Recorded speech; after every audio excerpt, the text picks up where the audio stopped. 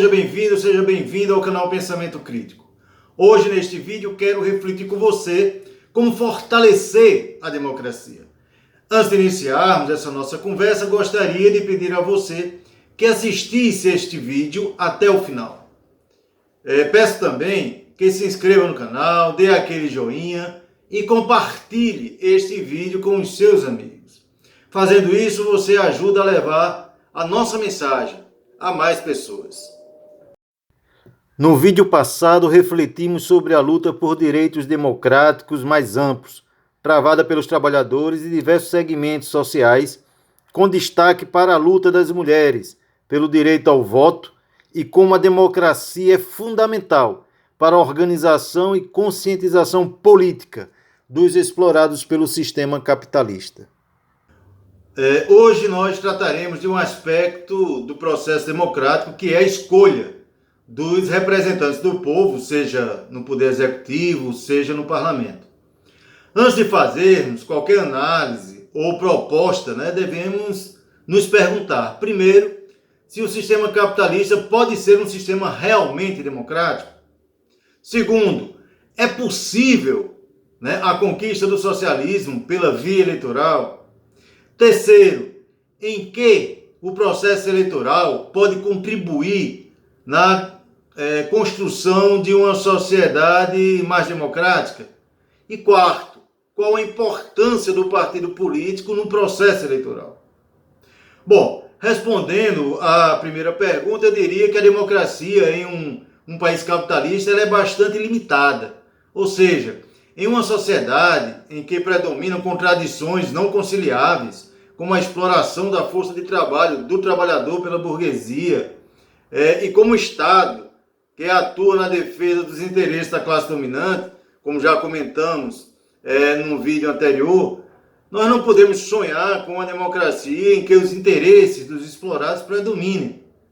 Podemos ter conquistas pontuais, mas é só, No socialismo, sim, é possível sonharmos com direitos iguais, tanto no aspecto político, quanto nos aspectos econômico e social.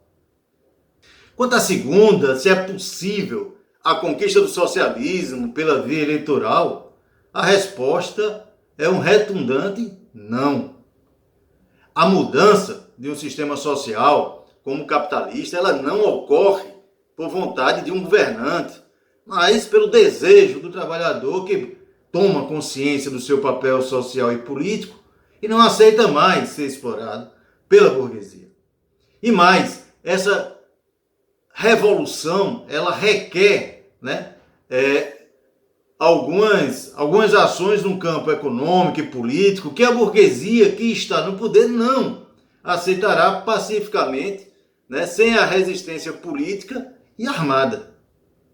As revoluções, tanto as burguesas quanto as nacionalistas ou socialistas, elas se deram de forma violenta, não por opção dos revolucionários, mas pela resistência da classe dominante. Essa baboseira da extrema-direita em afirmar que governos petistas eram socialistas ou comunistas só pode vir de quem valoriza a ignorância e não consegue se aprofundar em absolutamente nada. Quanto ao terceiro questionamento, em que o processo eleitoral ele pode contribuir para a construção de uma sociedade mais democrática, bom, eu acredito que em dois aspectos fundamentais. Primeiro, porque possibilita debatermos a cidade, o estado, o país que nós queremos viver. E isso implica em debatermos projetos de sociedade. Porque o nosso país ele é tão desigual, porque existe fome, moradores de rua, desemprego, a desigualdade de renda e riqueza. Ao fazer este debate com os trabalhadores, contribuímos para elevar a sua consciência política. Segundo, porque podemos eleger pessoas que, de fato, representarão os interesses dos mais pobres, que pela própria lógica do sistema e de como foram instituídos os regimes democráticos pela burguesia, vimos isso no vídeo passado, né, esses setores eles não se encontram representados nas instituições do Estado. Ao assumir cargos no parlamento, nós criamos um canal para que a luta organizada da sociedade ela possa ter visibilidade e voz, né, dentro do Estado. E ao assumir um cargo executivo, seja como prefeito, governador, presidente da República, é possível, né, nós implantarmos políticas, né, de diminuição das desigualdades e melhoria, né, das condições de vida dos mais pobres. E por último, qual a importância, né, do partido político no processo eleitoral? O partido político ele é a organização que dá corpo ao debate democrático. Infelizmente, no Brasil, né, existem poucos partidos políticos programáticos, tanto no campo da esquerda quanto no campo da direita.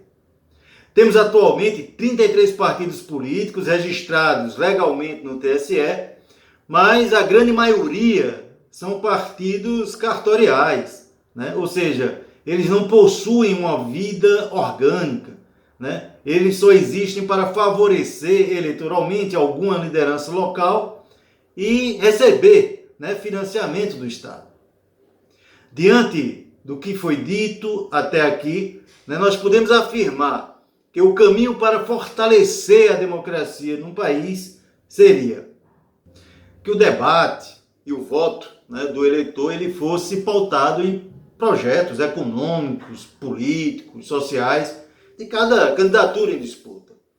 Se o projeto do candidato é a defesa do ideário neoliberal, ou é um social desenvolvimentista, ou é um projeto de transformações mais radicais, enfim, né, que se visse para que a sociedade não escolhesse apenas um nome, um candidato, um salvador da pátria, mas, né, um projeto de país que ele deseja viver. O que ajudaria, né, enfim, a melhorar a nossa consciência política e a qualidade da nossa representação política. Segundo, que os partidos políticos programáticos, né, eles fossem valorizados no processo eleitoral, desestimulando a criação e a manutenção de partidos cartoriais. Né? Uma forma de fazer, né, isso é mudarmos a forma como a gente organiza o processo eleitoral. Atualmente, nós temos eleições em 2 turnos apenas para o cargo executivo e apenas também em algumas, né, em capitais, em algumas grandes cidades. Né? Deveríamos realizar essas eleições em 2 turnos em todas as cidades do país, né? E ampliarmos para o parlamento também. Como assim ampliarmos para o parlamento? Você poderia me perguntar. Atualmente, um partido político pode apresentar até o dobro de candidatos em relação à quantidade de vagas no parlamento. Se determinada Câmara Municipal possui 10 vagas a serem ocupadas, por exemplo, o partido pode apresentar até 20 candidatos. Supondo que o quociente eleitoral seja de 500 votos, a soma dos votos do partido tem que ser de 500 votos para eleger um vereador, 1.000 votos para 2 e assim por diante. Quando o partido tem um candidato que tem uma votação excepcional, por exemplo, 1.500 votos, ele termina ajudando a eleger candidatos que recebem menos votos que candidatos de outros partidos, que, embora tenham obtido mais votos, não conseguem se eleger. Esse tipo de situação leva ao seguinte debate. Deve prevalecer a soma dos votos do partido ou a votação individual do candidato? Quem tiver mais votos leva. É importante fortalecer o partido porque é ele que representa o projeto defendido pelo candidato. Mas também é importante respeitar a vontade do eleitor, que deu a determinado candidato uma votação mais expressiva. Como fazer isso? O partido deve apresentar no primeiro turno uma lista de candidatos para o eleitor votar. A ordem desta lista teria uma ordem de preferência, ou seja, quem estivesse em primeiro lugar da lista seria o eleito, caso o partido atingisse o quociente eleitoral. E como seria elaborada essa lista? Os pré-candidatos seriam escolhidos em convenção ou por eleições diretas pelos filiados do partido. E a ordem da lista, ela se daria de acordo com a votação de cada pré-candidato internamente. Esse processo ele possibilitaria que aqueles que são lideranças internas no partido, eles se sobressaiam, e também evitaria, ou pelo menos diminuiria a possibilidade de se ter um candidato caindo de paraquedas e que não representa o pensamento e valores partidários. Como seria o segundo turno? Vamos supor uma cidade com 10 vagas na Câmara Municipal. O partido X teve 40% dos votos e o partido Y teve 60% dos votos. No primeiro turno, o partido X lançou 20 candidatos. No segundo turno, ele apresentará os 8 primeiros nomes da lista, o que corresponde aos 40%. E o partido B apresentará os 12 primeiros nomes da lista. Em outras palavras, a representação partidária escolhida pelos eleitores estaria respeitada no segundo turno e agora a votação seria individual, ou seja, venceria quem tivesse mais votos. Em resumo, no primeiro turno, os eleitores votarão em um programa ou projeto para a cidade e no segundo escolherão a pessoa que vai representar melhor este projeto.